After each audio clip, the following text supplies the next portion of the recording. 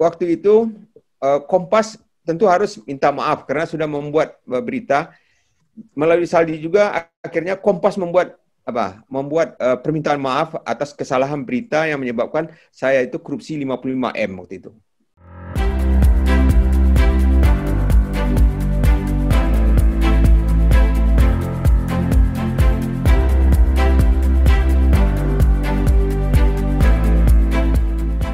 Baik, kita ke Pak Prof. Heri dulu. Bagaimana, udah Munzir? Iya, silakan. Prof. Heri, Assalamualaikum Bapak. Mohon itu mikrofonnya dinyalakan Pak. Prof. Mikrofonnya masih mati. Oh iya, Udah Prof, apa kabar Prof malam ini? Ya, Assalamualaikum warahmatullahi wabarakatuh. Waalaikumsalam warahmatullahi wabarakatuh. Terima kasih telah bergabung dari tadi, Prof. Terima kasih Pak Dekan, Ibu Eni. Saya hadir di sini banyak yang Pak Palguna, selamat malam, Uceng, dan yang lain-lainnya. Dan tentu yang kita banggakan Saldi. Saya panggil Saldi, tapi kalau di kantor orang manggil Saldi ini yang mulia semuanya. Tapi di ruang ini biar Saldi saja, tidak apa-apa. Jadi saya kenal Saldi ini tahun 97-98. Kami sama-sama tinggal di College 8 University Malaya. Di College 8 University Malaya. Jadi banyak kenangan di situ. Tetapi saya jauh beda usia dengan Saldi, tetapi cara pemikirannya, cara dia bertindak, dan cara berkomunikasinya, saya merasa kagum waktu itu. Dewasa gitu? Ya, merasa kagum. Pertama, keberaniannya. Berani? Ya, baru jadi dosen, dosen itu jarang yang demonstrasi dulu. Jarang sekali demonstrasi, mungkin hampir tidak. Nah, satu-satu inilah, Saldi inilah dosen muda yang ikut demo di Padang, dan juga ikut demo juga di Malaysia. Jadi, luar biasa. Nah, kemudian lagi, tidak tahu-tahu saya sedang enak-enak gitu, mau menyebut lagi mau menikah. Mau menikah lagi, kita kan berani juga nih. Kita aja menikah sudah sekian lama baru berani menikah. Ini berani juga nih, luar biasa nih beraninya. Nah, jadi artinya situ saya melihat Saldi ini orang berani dan mau mengambil risiko. Itu yang luar biasa menurut saya. Nah, dan itu sampai sekarang berjalan. Nah, kemudian lagi yang saya kagum itu adalah garis perjuangannya jelas. Garis perjuangan itu adalah anti korupsi. Nah, karena sama-sama waktu itu di Malaysia, tentu banyak cerita mengenai korupsi di Indonesia, banyak cerita tentang hal. Dan saya juga ikut waktu itu PSBB, jadi Forum Peduli Sumatera Barat, ikut bersama. Dan Saldi motornya, dan waktu itu setelah itu Saldi dapat penghargaan. Dan kita ikut bangga bersama, memang Saldi lah yang motornya untuk bergerak waktu itu. Kemudian lagi yang Saldi itu tidak mau maju sendiri seperti yang diceritakan oleh teman-teman lain, dia mendorong orang lain. Nah, saya yang lebih tua dari Saldi ini didorong juga untuk maju terus. Jadi banyak hal yang membuat orang itu bisa maju. Jadi dia tidak mau maju sendiri. Itu yang luar biasanya. Dan membangun teman itu persahabat dan kekeluargaan gitu. Jadi kalau dengan Saldi itu kalau kita sudah bersahabat dengan Saldi, pasti itu dikenal keluarga, mulai dari seluruh anggota itu Saldi hafal itu. Itu luar biasanya. Dan Saldi kalau sudah berteman, dia tidak mau temannya itu menjadi namanya jelek begitu saja gitu. Saya contohkan begini. Saldi, sebelum saya jadi WR2, saya sama-sama dengan Saldi, juga Uceng, itu di Jogja, sama-sama ikut dalam proyek yang waktu itu terkait dengan anti korupsi juga. Nah, sesudah itu dalam perjalanan itu saya diangkat jadi WR2. Satu pesan Saldi kepada saya itu adalah ingat kita bergerak di anti korupsi, udah jangan sekali-sekali terlanjur atau terpeleset di dalam mengelola keuangan negara ini. Itu yang pesannya. Nah, pada satu saat ketika saya jadi rektor, tuduhan terhadap saya itu sangat luar biasa. Sangat luar biasa. Itu keluar di koran, di Kompas, di mana-mana, ikut korupsi di UNAN. Ikut korupsi di UNAN. Sementara saya itu adalah ikut anti korupsi. Tentu ini membuat Saldi yang paling di depan menghadang saya dulu. Apa yang udah lakukan? Nah, gitulah. Dia melakukan apa yang saya lakukan. Nah, waktu itu saya jelaskan saya tidak ada melakukan apa-apa dan ini buktinya semuanya. Dan Saldi itu sangat yakin. Akhirnya saya itu memang tidak berbuat apa-apa. Dan bagaimana tuduhan yang demikian banyak itu, saya dalam keadaan tertekan dan lain-lainnya, Saldi mengambil peran luar biasa untuk mengembalikan situasi agar nama saya itu tidak pernah tercatat sebagai orang korupsi. Ya. Caranya adalah begini, begitu Saldi itu, saya dinyatakan ikut korupsi di Kompas, diberitakan di mana-mana, juga di televisi TV One dan lain-lainnya. Saldi waktu itu, karena dia kenal semua orang, ya mulai dari pusat sampai daerah, mulai dari pejabat tinggi semuanya, mencari informasi tentang keadaan saya di KPK. Apakah memang saya terlibat atau tidak dan lain-lainnya. Nah, waktu itulah Saldi menyatakan udah bersih. Nah, kemudian bagaimana caranya? Nama saya ini sudah terlanjur juga di macam-macam, apalagi waktu itu akan pemilihan rektor, apalagi akan menjalankan rektor, itu menjadi isu yang penting lagi. Nah, dengan luar biasa, Saldi mengajak waktu itu Mas Bambang, yang juga hakim komisi di KPK. Biasanya Mas Bambang ini tidak akan mau mengunjungi kampus yang tidak bersih. Nah, itu yang pernah disampaikan oleh Saldi kepada saya waktu itu. Nah, melalui Saldi akhirnya Mas Bambang ini ke kampus dan membaca dan menjadi orasi ilmiah waktu Dies Natalis. Nah, apa yang pertama yang dikatakan oleh Mas Bambang waktu itu adalah Rektor UNAN clear. Rektor UNAN clear. Nah, jadi dengan cara demikian, itu adalah cara Saldi bagaimana menyelamatkan teman yang memang tidak berbuat apa-apa. Rektor clear. Nah, akhirnya apa? Ya, semua orang tentu percaya. Nah, akhirnya apa lagi? Waktu itu Kompas tentu harus minta maaf karena sudah membuat berita. Melalui Saldi juga akhirnya Kompas membuat permintaan maaf atas kesalahan berita yang menyebabkan saya itu korupsi 55M waktu itu. Waktu itu tidak mungkin. Akhirnya Kompas membuat permintaan maaf dan saya melapor pada Saldi, tidak ada permintaan maaf itu diapakan. Saya tidak tahu entah melalui Taslim waktu itu, melalui anggota yang menjadi anggota DPR, Saldi akhirnya bisa pernyataan permaaf itu di Kompas. Nah, jadi amanlah saya. Nah, waktu itu Saldi menyatakan udah harus jadi rektor lagi. Itulah bagaimana cara Saldi mendorong saya untuk terus dan menjaga agar integritas dan itu saya tetap teguh untuk kepada integritas. Nah, kemudian lagi apa? Ketika saya menjadi berhenti jadi rektor, Saldi ini mungkin tahu betul saya itu tidak punya uang. Itu luar biasa sekali. Bagaimana dia caranya? Dia ajak saya bekerja. Dia ajak bekerja di pusat studi Pusako. Dibawa bekerja. Nah, waktu dia dapat proyek besar, ikutlah saya di situ. Dan saya tidak tahu juga bagaimana caranya. Saya merasa saya bekerja itu tidak belum maksimal. Ada saja orang yang mungkin atas perintah Saldi atau mengantarkan uang kepada saya gitu.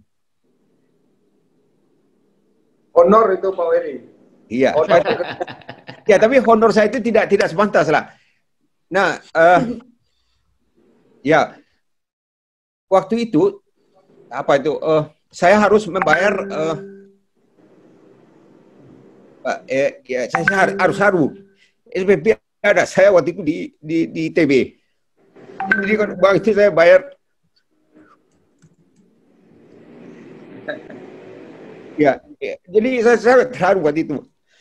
Nah, jadi yang ingin saya sampaikan bahwa Saldi ini tidak pernah mengabaikan orang yang memang dalam keadaan tidak apa namanya tidak dalam keadaan yang menurut dia tidak diinginkan. Itulah yang terjadi. Nah, saya tidak bisa juga menyampaikan hal yang lain, tetapi kalau ke Jakarta saya ke Jakarta, kalau tidak singgah ke rumah Saldi dan saya sengaja juga tidak makan ke rumahnya. Jadi saya tidak makan untuk kalau mau ke rumahnya, jadi itu harus perut itu dikosongkan karena dia pasti akan mengajak kita makan. Nah, dia itu kan hakim tinggi, hakim yang mulia orang Bang. Tetapi kalau di rumah di tempat rumah Jakarta, Saldilah yang ikut mengambil ke dapur, mengetengahkan dan yang lain-lain itu. Nah, ini menurut saya ini adalah yang saya temukan tidak ada pada orang lain. Nah, inilah luar biasanya Saldi. Dan banyak lagi hal-hal yang lain dan yang saya ingat terus itu adalah bahwa dia itu tidak pernah melupakan teman dalam keadaan bagaimanapun. Dan teman itu adalah keluarga dan juga saudara, dan itu dikenal sampai ke seluruh anggota keluarganya. Dan terus kita juga mengetahui Unan bisa naik namanya itu adalah karena Saldi. Banyak kontribusi Saldi namanya dan banyak. Jadi saya selama jadi rektor juga banyak diuntungkan akibat dari kenalan Saldi atau pergaulan Saldi di Jakarta sangat luar biasa. Bantuan ke Unan kemudian dan lain-lainnya itu juga banyak melalui prosedur, artinya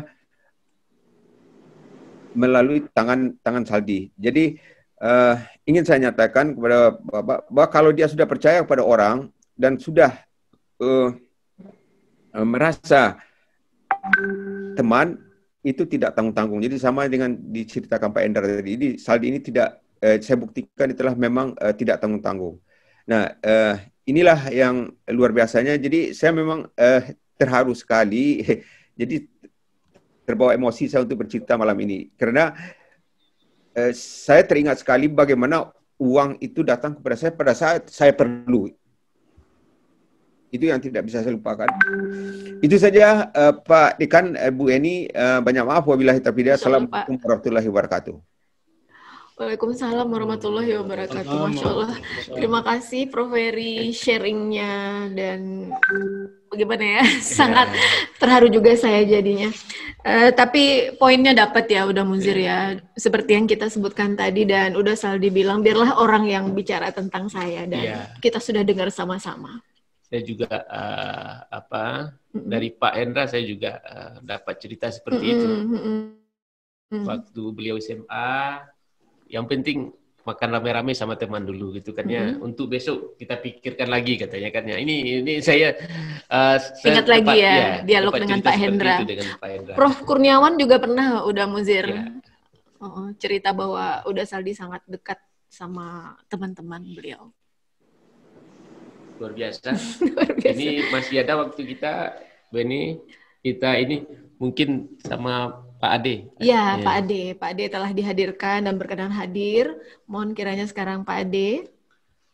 Mas Ade, Assalamualaikum. Salam, Pak Dekan, Ibu Heni. Iya, Pak Ade. Prof. Andri, Prof. Saldi. Semakin malam. Prof. Uceng, Pak Palguna dan Bapak Ibu, Fakultas Akademik Universitas Andalas. Mohon izin juga kepada pimpinan saya yang hadir pada kesempatan Zoom ini, yakni Pak Firdaus Dayat. Beliau adalah Direktur Utama Media Indonesia. Beliau juga adalah keluarga besar UNAN. alumni Fakultas Ekonomi jurusan akuntansi tahun 85. Oh iya. Selamat malam Pak Firdaus. Ya. Assalamualaikum Pak Firdaus.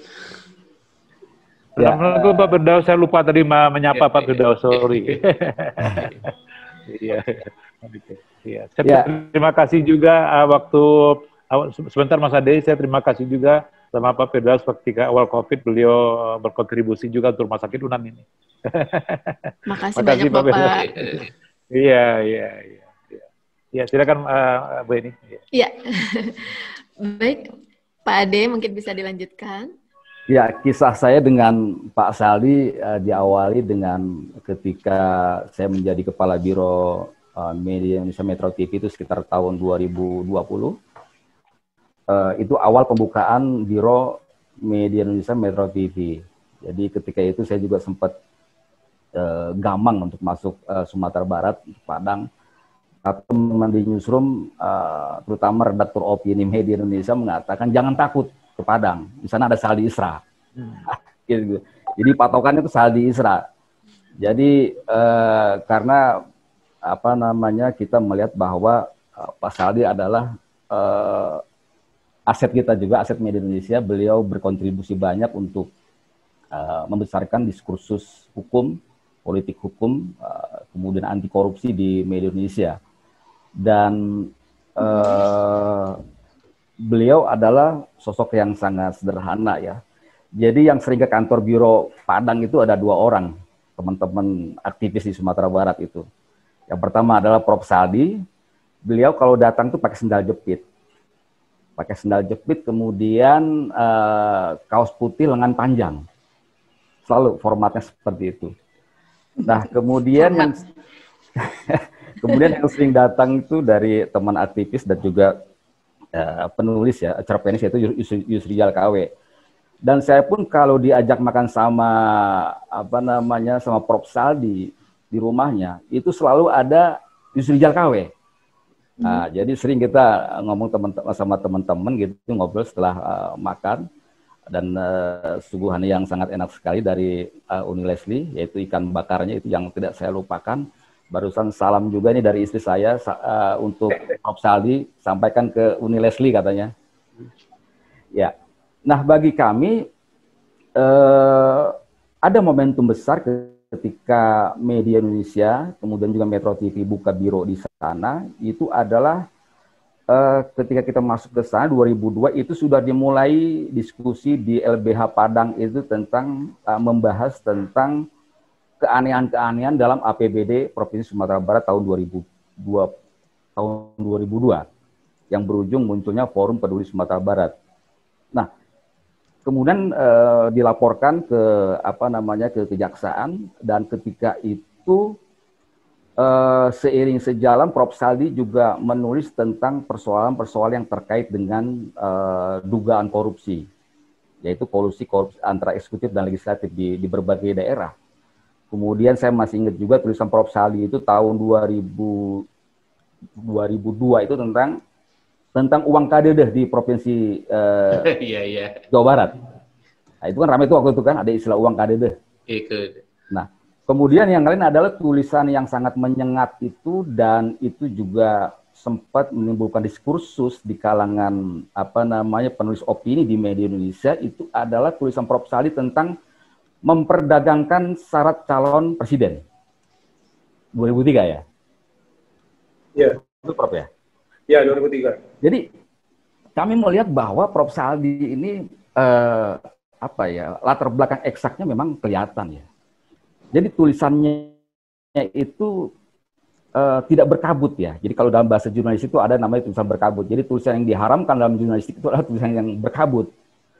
Jadi tulisan Prof. Saldi itu adalah tulisan yang sangat lugas sesuai dengan karakter koran kami ya, koran yang lugas gitu. Nah, ini sangat-sangat senapas sekali dengan koran kita, dengan genre koran kita, koran yang lugas, opininya juga lugas. Dan ketika kami munculkan isu-isu tentang korupsi di di DPR Provinsi Sumatera Barat, itu seringkali kami HL-kan. Jadi seiring jalan ya, ada HL kemudian ada opini gitu kan. dan kemudian membesar menjadi sebuah gerakan yang masif, Forum Peduli Sumatera Barat. Ketika itu langsung tidak hanya menjadi ikon pergerakan anti korupsi di Sumatera Barat, tetapi juga secara nasional. Jadi mulai meleklah di Makassar, di mana di Jogja, tentang bagaimana kemudian kolusi ini tidak hanya di Sumatera Barat, tapi juga di berbagai daerah sama polanya seperti itu. Nah, alhamdulillah ketika itu, terima kasih nih Prof. Saldi nih, jadi tiras kami juga terbantu juga naik karena beban tugas utama saya untuk menjadi kepala biro itu adalah menaikkan tiras ataupun oplah media Indonesia. Termasuk oplahnya di Sumatera Barat juga menaik. Ini bisa dikonfirmasi ke Pak Firdaus Dayat, pimpinan kami. Nah, inilah simbiose mutualisme kami dengan Prof. Saldi, dan bagi kami adalah ini Pak Prof. Saldi ini adalah aset bagi media Indonesia yang berkontribusi membesarkan media Indonesia. Kemudian dan yang menarik dari Prof. Saldi ini adalah regenerasinya, terutama di teman-teman Fakultas Hukum ya. Jadi regenerasinya menurut kami ini sangat bagus ya. Ada Hairul Fahmi, kemudian ada Ferry Amsari, ada Charles. Dan ini adalah penulis-penulis yang potensial. Ada Profesor Kurnia Warman. Ini juga beliau dulu sering ke kantor media Indonesia juga, kantor biro kami. Dan ini yang kami apresiasi. Jadi kami berharap bahwa proses regenerasi ini terus berlanjut. Sekarang ini ketika Prof. Saldi ini menjadi hakim konstitusi, memang teman-teman yang tadi kami sebutkan terus. Nah, kemudian penulis yang lain juga dari sisi hukum adalah ada Mas Uceng, ini sama nih luar biasa penulisannya. Jadi kali saya minta ke Prof. Saldi, ke Mas Uceng itu tulisan dadakan.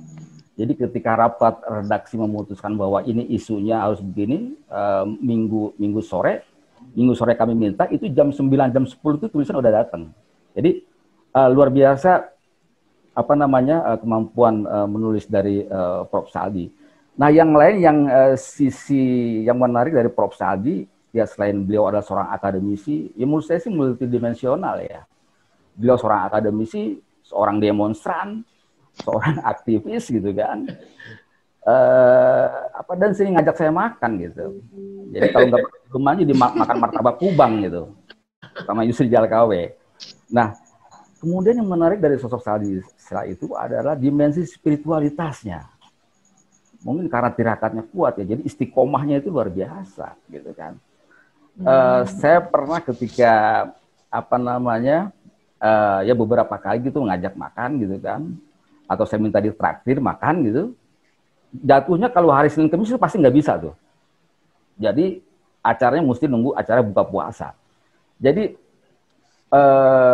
dimensi intelektualitas, spiritualitasnya ini seiring sejalan. Inilah yang saya melihat mengokohkan seorang Saldi menjadi seorang yang punya integritas. Dan kami yakin, teman-teman di kantor yakin, inilah ketika dulu tahun 2000-an menulis di media Indonesia, dan aktifnya adalah ketika Forum Peduli Sumatera Barat itu, kita melihat di newsroom itu, inilah beliau ini akan menjadi tokoh besar nantinya. Dan alhamdulillah sekarang terbukti, dan insya Allah ke depan akan banyak amanah yang akan beliau lakukan, diterima nantinya mandat itu. Nah, terakhir adalah kami melihat juga bahwa Prof. Saldi ini orang yang memang senantiasa menawarkan istilahnya itu ijtihad ya. Jadi kekosongan hukum ditawarkan oleh beliau dalam tulisan-tulisannya, sehingga kemudian meskipun kuantitasnya sangat tinggi, ada hal yang baru yang kami dapatkan. Jadi istilahnya kaul jadidnya banyak gitu. Jadi kaul jadidnya banyak, ini menarik bagi pembaca kami. Karena secara news value, sesuatu yang baru itu sangat-sangat menarik secara jurnalistik. Saya kira itu Bapak Ibu, saya kok nggak melihat kekurangannya ya. Ya. Kelebihan semua. Kelebihan semua. Jadi saya sih berharap bahwa atmosfer intelektualitas dalam hal ini kepenulisan dari Prof. Saldi tidak hanya pada teman-teman Fakultas Hukum ya, tapi juga teman-teman fakultas lain, soal ekonomi, soal bisnis dan sebagainya, soal pertanian. Kami berharap itu terus dilanjutkan oleh teman-teman di luar fakultas hukum. Dan bagi kami sebagai media sangat penting sekali hal itu, karena bagaimanapun juga pembaca butuh sesuatu yang baru, penulis yang memang mempunyai kapasitas, mempunyai integritas, sehingga bisa memenuhi dahaga pembaca tentang berbagai hal yang memang menarik di masyarakat. Saya kira demikian kurang lebihnya. Mohon maaf. Wabillahi taufiq wal hidayah. Wassalamualaikum warahmatullahi wabarakatuh. Waalaikumsalam warahmatullahi wabarakatuh. Makasih Pak Ade. Makasih Pak Ade. Udah Muzir saya catat semua testimoni itu makan nasi Padang semuanya bersama Uda Saldi Isra. Ya. Hari udah jam 10. Tapi kita mau mendengar dari Prof. Kurniawarman. Ini teman beliau waktu kuliah di Fakultas Hukum. Benar. Sebelum kita tutup, kita minta dari Prof. Kurnia. Halo. Iya, Prof. Halo, Pak Rekan. Assalamualaikum, Prof. Assalamualaikum warahmatullahi wabarakatuh. Ini iya. Informasi dari Prof. Kurniawarman ini sangat kita tunggu ini. Iya, Prof. Mau cerita sedikit tentang Uda Saldi kembali. Ya. Seangkatan ya. Mohon maaf, saya agak terlambat bergabung. Jadi tadi saya kira saya diminta bergabung setelah semua memberi testimoni. Jadi saya seakan-akan pendatang yang tidak diketahui oleh Prof. Saldi. Tapi bisa dilihat kok Prof di Zoom semua yang hadir. Saya tunggu-tunggu dari Pak Dekan saya kapan masuk Zoom, saya kok nggak ada panggil-panggil, akhirnya saya masuk sendiri gitu. Oh, jadi ini saya dengan Prof. Saldi ini adalah nasibnya sama gitu ya, sama-sama orang tersesat ke jalan yang benar. Oh, berarti ada teman Uda Saldi. Ya, jadi saya sama-sama jurusan A1 ilmu fisika di SMA dengan beliau. Bedanya beliau tamat tahun 88, saya tamat tahun 90. Jadi saya kuliah di tahun yang sama, tamat SMA, beliau tahun 88. Jadi kebetulan saja saya beruntung kok jadi bisa sama kuliah dengan beliau di Fakultas Hukum. Itu sejarahnya tadi sudah diceritakan. Saya hanya menceritakan pertemuan awal saya dengan Prof. Saldi. Itu di luar pengetahuan saya gitu. Tapi saya sudah kenal beliau sejak pertama kali penerima mahasiswa baru. Jadi kalau ada waktu itu kan masih ada penataran P4 gitu ya. Wah itu kan bagaimana Pancasila ini kan semua itu kalau ada yang ini kesempatan bertanya, hampir beliau itu tidak pernah tidak bertanya. Jadi begitu ada ini selesai narasumber langsung tanya. Jadi di situ sudah tampak orang-orang kenal dengan beliau semua. Saya masih terpengaruh dengan gaya orang IPA itu, jadi banyak diam, ya banyak kerja, jadi banyak mengamati gitu. Saya sebetulnya tidak ingin melanjutkan kuliah di Fakultas Hukum sampai tamat awalnya. Jadi maksudnya Pak, maksudnya kuliahnya tidak sampai tamat itu gimana? Saya cita-cita saya masuk IPB, saya mau jadi sarjana pertanian gitu. Jadi Pak Dekan ada deh. Itu jadi mengapa saya pilih hukum agraria itu sebetulnya kecintaan saya pada pertanian. Iya. Jadi akhirnya saya tidak sudah tahun kedua, tahun 3 tes lagi, nggak jebol-jebol di IPB. Akhirnya saya udahlah ini hukum sampai KKN baru oh ya udahlah ini mungkin di ini selesai. Tapi saya tidak cerita itu.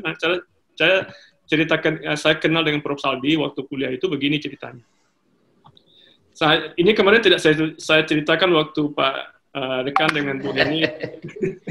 Oh belum ya? Berarti ini masih fresh. Saya apa yang tadi testimoni dari Mas Uceng, dari Prof. Wery, dari Pak Ade Alawi, dan dari semuanya tadi, mungkin kalau tadi Pak Hendra kan menceritakan di SMA gitu ya. SD juga. Saya menceritakan fase kedua setelah SMA itu. Jadi begini ceritanya. Saya walaupun ilmu fisika di SMA, tapi saya tetap menyenangi pelajaran sejarah, pelajaran Pancasila, kebangsaan. Ya. Karena hukum ada di ranah itu, akhirnya bagi saya belajar hukum itu jauh lebih enteng daripada belajar matematika 8 jam seminggu waktu di SMA. Jadi kayaknya melayang gitu, belajar hukum itu kok wah enteng kali gitu. Jadi tanpa saya sadari di tahun 1 semester 1 kan diumumkan dulu nilai kita tuh diumumkan sekarang kan tinggal langsung komunikasi personal lewat portal akademik. Dulu diumumkan, jadi setiap nilai keluar diumumkan. Jadi diketahuilah siapa yang nilai tertinggi dari kawan-kawan yang ada di situ. Dan saya kebetulan saya beruntung gitu ya, tanpa saya sadari rupanya saya mempunyai nilai yang lebih bagus, lebih tinggi IP-nya dibandingkan dengan beliau Prof. Saldi. Dan itulah yang membuat Prof. Saldi itu mencari saya. Tertantang ya. Ya. Dan itulah yang saya beruntungnya di situ. Awalnya saya ingin kenal, tapi kok saya kayaknya minder gitu ya. Tapi akhirnya malah beliau yang mencari saya dan mengajak saya untuk bergabung di kelompok belajar, dan di situ akhirnya saya mengetahui bahwa beliau itu betul-betul orang yang sebagai seorang yang ingin belajar kepada semua orang dan menjadi promotor untuk semua orang. Dan di situ semangat belajar itu, dan saya sebetulnya agak kualat sama beliau. Saya tetap walaupun sudah kenal dengan nilai yang bagus, tapi saya tetap memendam ada semangat kompetisi. Ada dendam saya pada IPB itu. Oh. Dari tahun 91 saya tes lagi UMPTN, gagal lagi. 92 saya tes lagi, gagal lagi. Tapi saya tidak ngomong sama beliau, sama Prof. Saldi. Saya tidak ingin dia tahu bahwa saya sebetulnya tidak berminat di hukum awalnya. Tapi 2 kali saya gagal, dan di situ karena saya fokus sebagian konsentrasi saya ingin masuk IPB dan mempersiapkan diri secara mandiri untuk tes lagi, dan nggak lulus juga. Akhirnya itu merugikan saya sehingga nilai saya di kuliah itu menjadi turun. Di situ rahasia saya menjadi terbuka. Jadi saya merasa malu bahwa wah, beliau lah yang menguatkan saya waktu itu, ya udah, jadi ini kita tersesat ke jalan yang benar. Rupanya iya. Jadi kami dengan beliau, Prof. Saldi, kami ada 3 orang sebetulnya yang sama-sama dari Fakultas Hukum yang jadi dosen, dan saya, ada Prof. Saldi, ada saya, ada Bu Miss Narsam. Tapi hebatnya beliau, Prof. Saldi itu, bahwa beliau tidak hendak memaksakan semua teman itu ada di jalurnya. Saya, walaupun mungkin paling akrab sejak kuliah, sampai tamat kuliah, dan mungkin sampai sekarang dekat dengan beliau, tapi saya nggak pernah terpengaruh oleh beliau untuk meminati hukum tata negara. Jadi, saya tidak pernah dipengaruhi untuk mencintai di bidang tata negara, dan tapi beliau mendorong saya untuk menekuni hukum agraria. Bu Miss Narsam juga begitu, tidak pernah terbawa arus untuk harus ikut dengan beliau, sehingga masing-masing ya beliau mempromosikan kami masing-masing di bidang masing-masing. Jadi di tahun 3, tahun 4 sudah mulai penjurusan, sudah pembagian, itu kan sudah mulai terpisah. Di situ masing-masing sudah mengurus nasib-nasib sendiri, dan masing-masing juga dengan kompetensinya fokus masing-masing.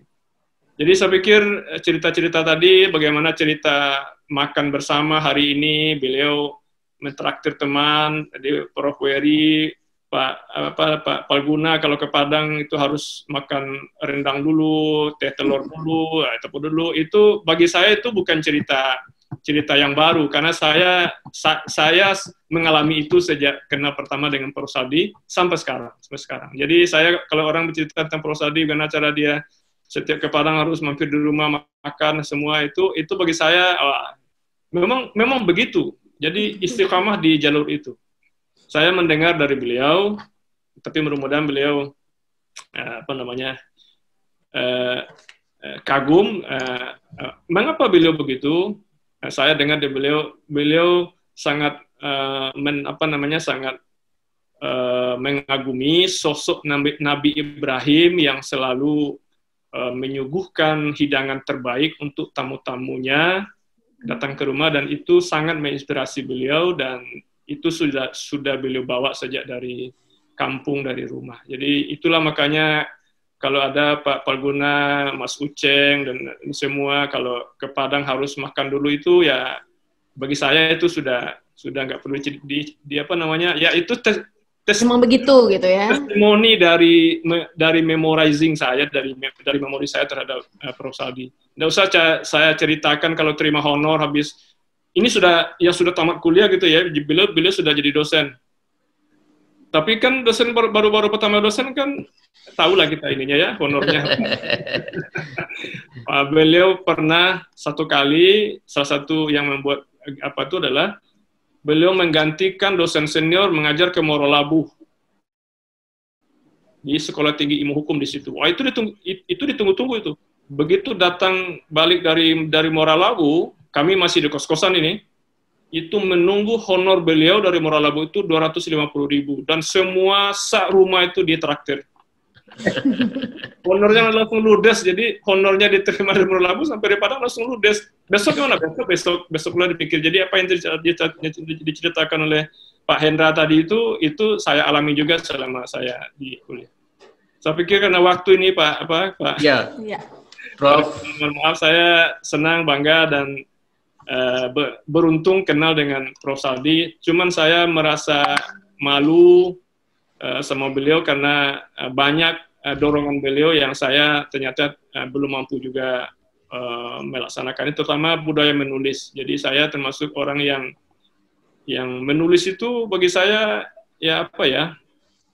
saya senang menulis, cuman saya itu orangnya terlalu perfeksionis gitu. Jadi kalau merasa ini kira-kira orangnya saya nggak mau.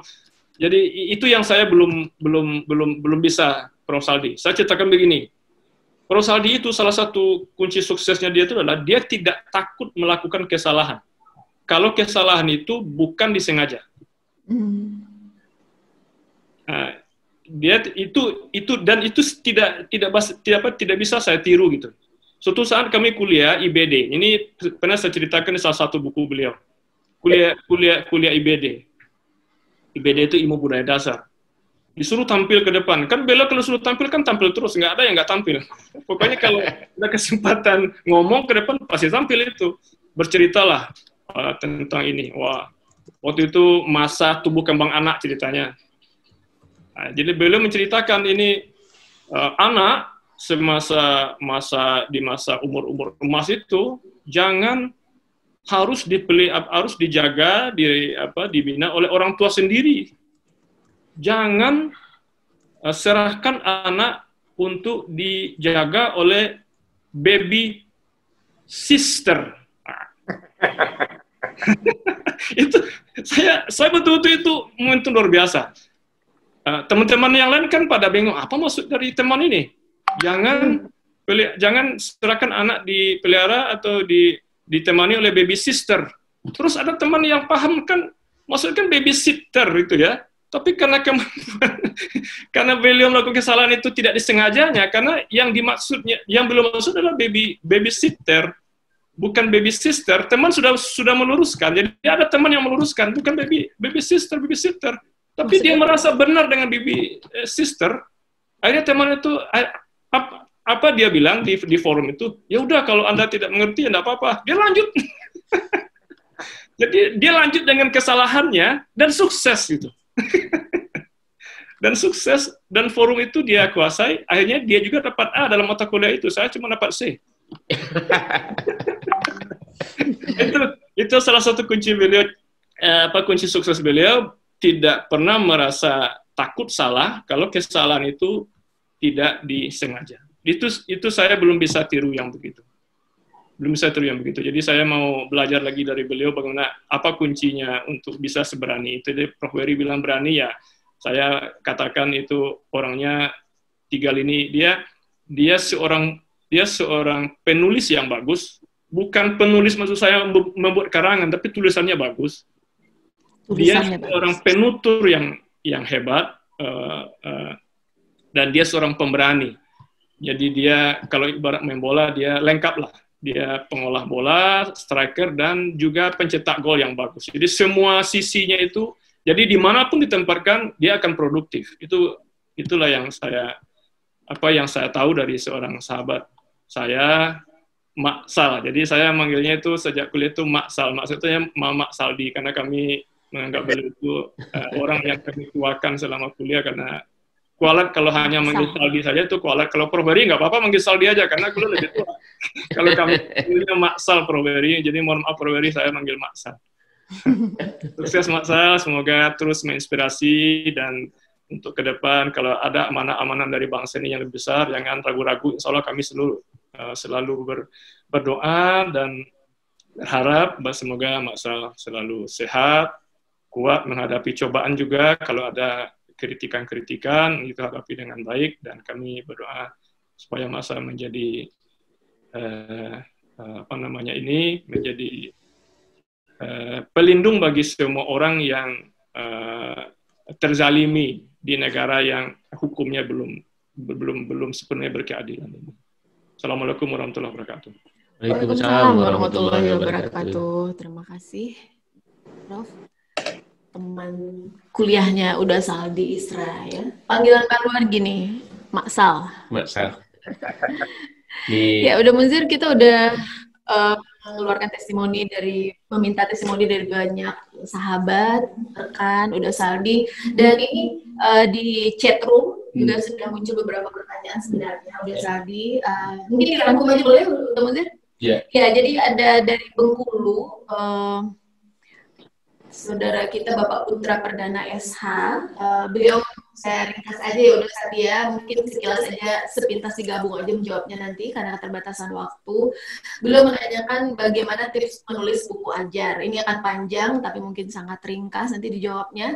Lalu yang kedua, apa yang dilakukan sebagai dosen muda dengan gaji yang masih dalam tanda kutip cukup untuk bisa sukses meniti karir? Itu dari Universitas Bengkulu. Kemudian yang kedua ada dari Bapak, sebentar saya harus ke bawah sedikit, Bapak Surya Marisal.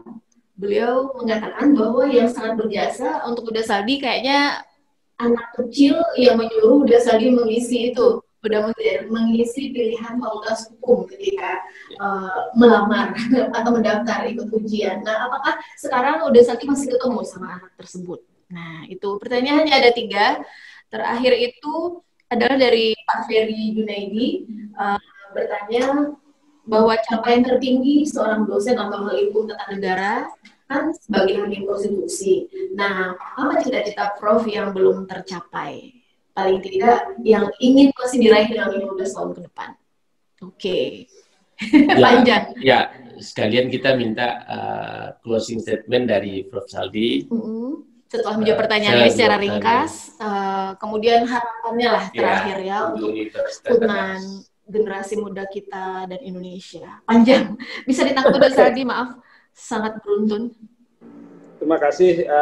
Ini pertanyaan teknis menulis buku ajar, mungkin dengan bisa di-skip. Dengan Mas Putra mungkin kita bisa bicara suatu waktu lah. Tapi mulai sajalah dulu menulis, nanti kan bisa diatur. Apalagi dengan komputer hari ini kan gampang saja memperbaiki mana yang harus ditambah dan segala macamnya.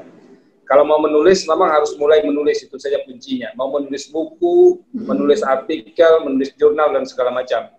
Jadi saya bayangkan begini, pertanyaan orang ke saya, Anda ini jadi hakim atau jadi apa? Kok masih bisa menulis buku? Saya bilang, saya untuk buku, saya sediakan waktu paling tidak 1 sampai 2 jam satu hari untuk menulis buku.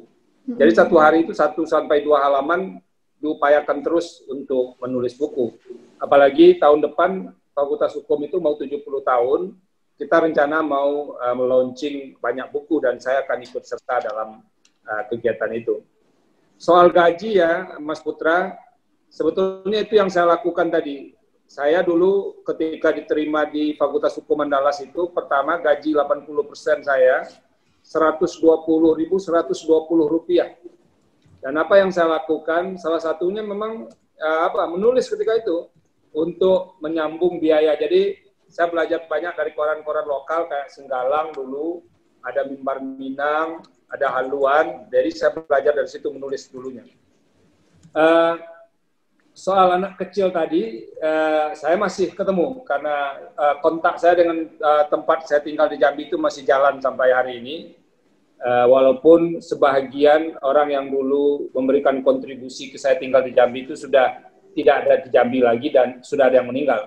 Tapi saya masih kontak dengan yang bersangkutan.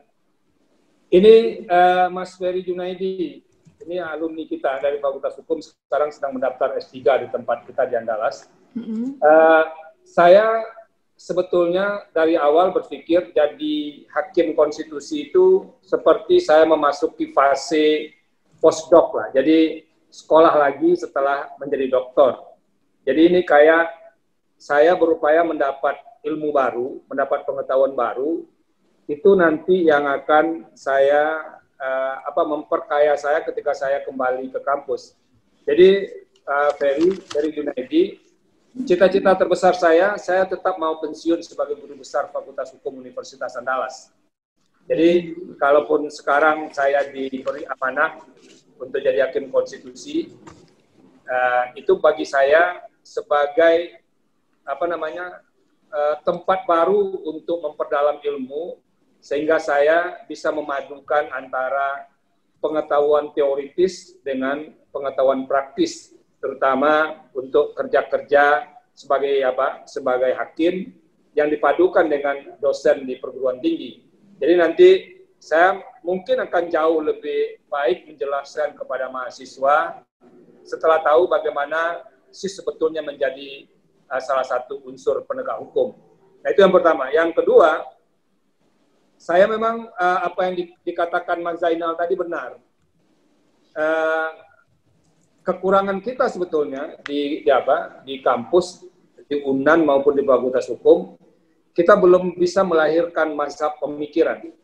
Jadi bayangan saya suatu waktu nanti orang akan mengenal Fakultas Hukum Universitas Andalas itu dari mazhab pemikiran yang muncul di situ.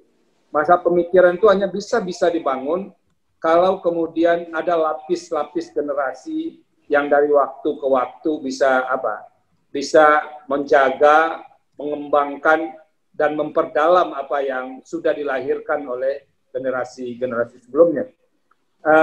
Tadi Profesor Kurniawarman, teman saya, dan ini salah satu yang yang saya tidak bisa ceritakan kalau Kurniawarman tidak ada, lalu ada Budi Setiawan sekarang di BNI tidak ada, dan saya tidak sempat berkenal dengan dua orang ini.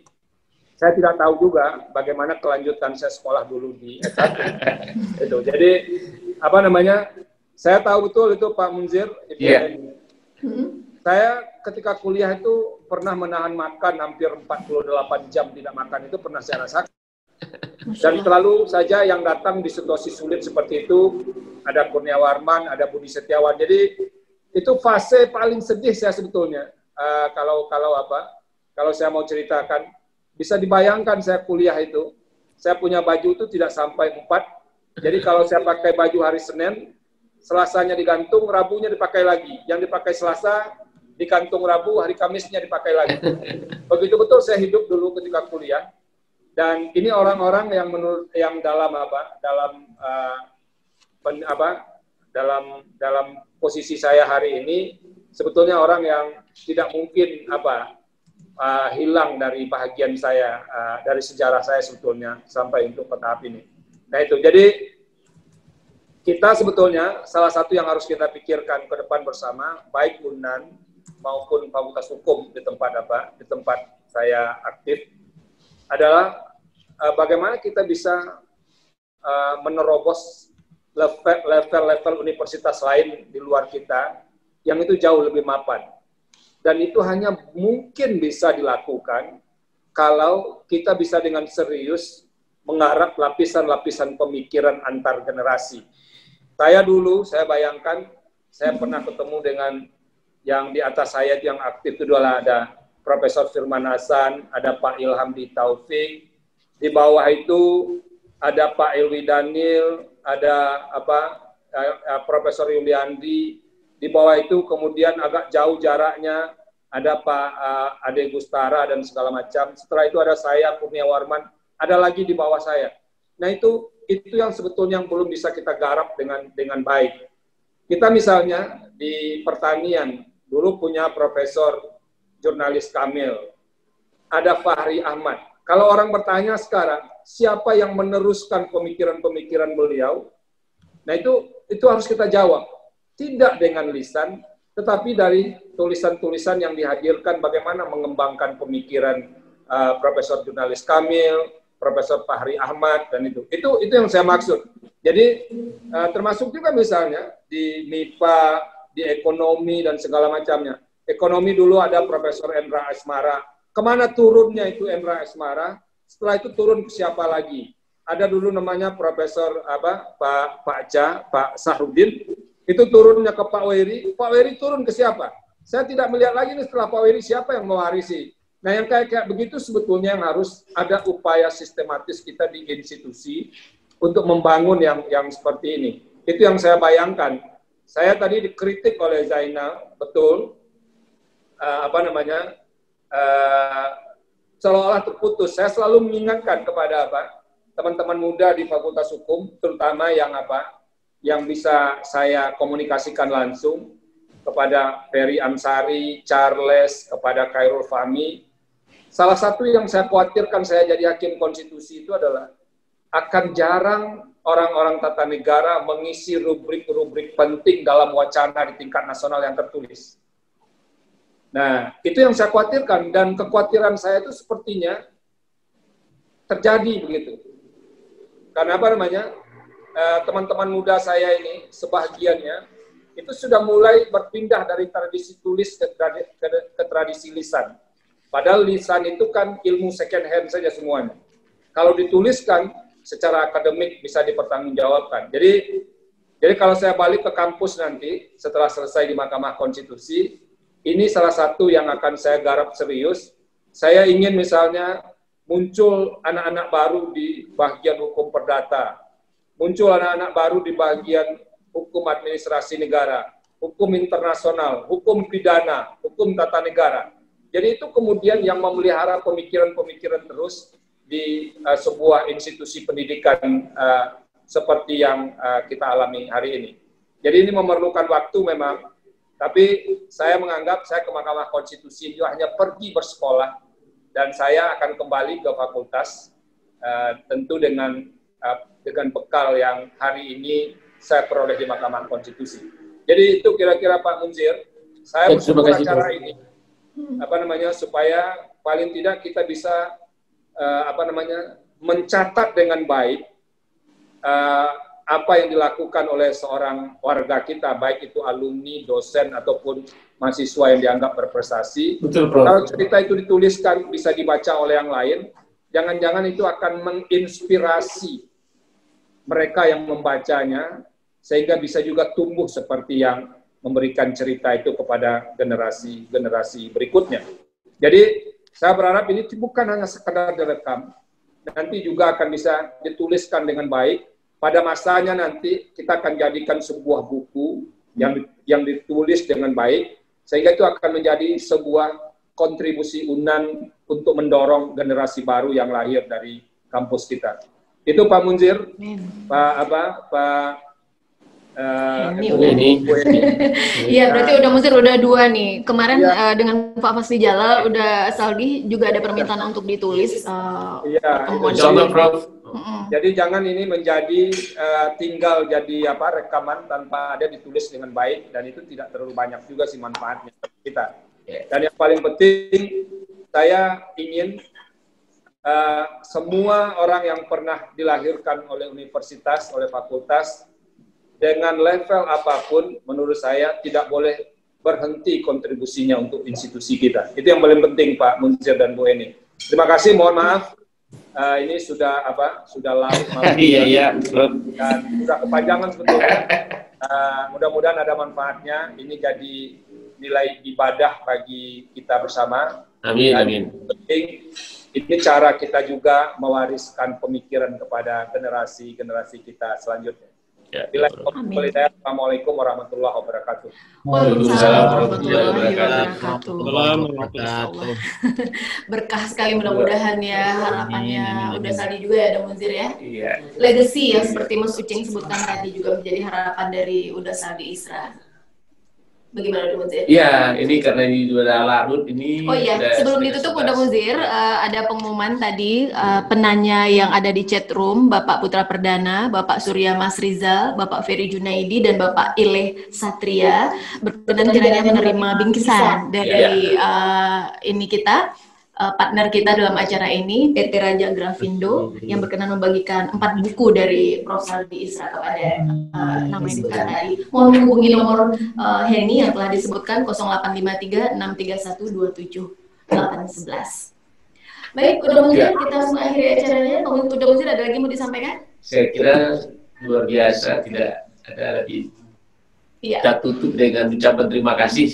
Terima kasih untuk semuanya. Untuk semuanya, Saldi, yang untuk inspiratif. Prof. Saldi, untuk yang memberi testimoni, dan juga untuk Bapak Ibu semua yang hadir sampai acara kita ini. Dan Masya Allah, lihat banyak nih, sekali. tidak ada yang berkurang Bu ini sampai di akhir acara kita. Iya, banyak sekali dari dosen, dari Purnabakti kita, dan juga dari mahasiswa. Uda Munzir. Itu aja Bu ini, kita Ya, tutup. semoga berkah acara kita hari ini, Bapak Ibu dan hadirin semuanya, sahabat inspirasi. Di lain kesempatan mudah-mudahan Undang Inspiring kembali hadir untuk kita dengan inspirator-inspirator berikutnya dari Universitas Andalas. Di Pak Palguna masih ikut ini. Kalau di Bali udah jam setengah 12 ini. Terima kasih Bapak. Terima kasih Pak Palguna. Saya harus ikut sampai selesai karena yang dibicarakan adalah Saldi Isra. Terima kasih sekali. Baik, kita akhiri. Terima kasih buat semuanya. Terima kasih buat Sama-sama, semuanya. Bapak. Terima Terima kasih maaf atas undangannya kalau Pak ada yang- Munzir. Terima kasih Ya. Pak. Iya. Ya Pak Indra, makasih Pak Indra. Assalamualaikum warahmatullahi wabarakatuh. Assalamualaikum warahmatullahi wabarakatuh. Selamat malam. Terima kasih Pak Iya, Munzir, iya. Assalamualaikum warahmatullahi Benny, dan wabarakatuh. Bapak. Selalu semuanya, Bapak. Ya. Ibu.